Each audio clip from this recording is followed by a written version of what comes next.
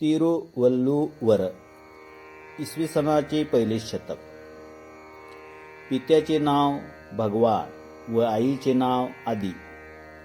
पिता ब्राह्मण तर आई अस्पृश्य अशा दाम्पत्याच्या पोटी अंदाजे 2000 वर्षापूर्वी मद्रास जवळील मैलापूर गावी मुखावर तेज व साधुत्वाची लक्षणे असलेल्या या बालकाचा जन्म झाला.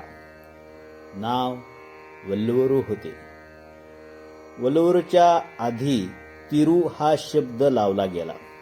तिरू म्हणजे संत किंवा पवित्र.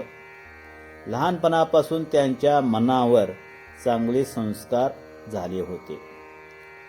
तिरुवल्लुवरचा धंदा विणकरांचा होता. विणता विणता तो भगवंताच्या नामात दंग होऊन जात असे. प्रापंचिक जीवन अति सुखाचे व आदर्श स्वरूपाचे होते.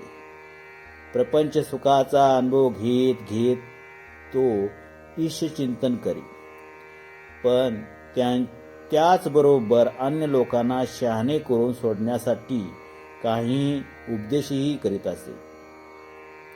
पत्नीच्या निधनानंतर मात्र त्यांनी संन्यास घेतला आणि समाजाला उपदेश करण्यात आपले उर्वरित आयुष्य व्यतीत केले.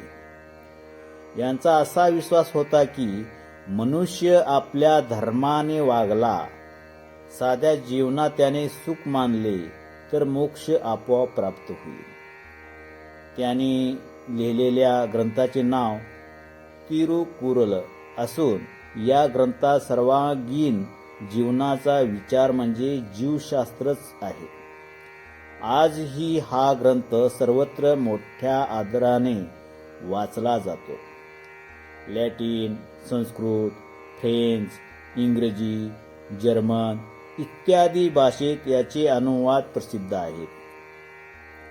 अंतसमय जवळ आल्याची जाणीव होताच आपल्या शिष्यांना जवळ बोलवून आपल्या देहातून प्राण उडून गेल्यावर आपले शरीर श्वापदांना मेजवानी म्हणून खाण्यासाठी रानात टाकून देण्यास सांगितले. यानंतर काही दिवसात त्यांनी आपली जीवयात्रा संपवली.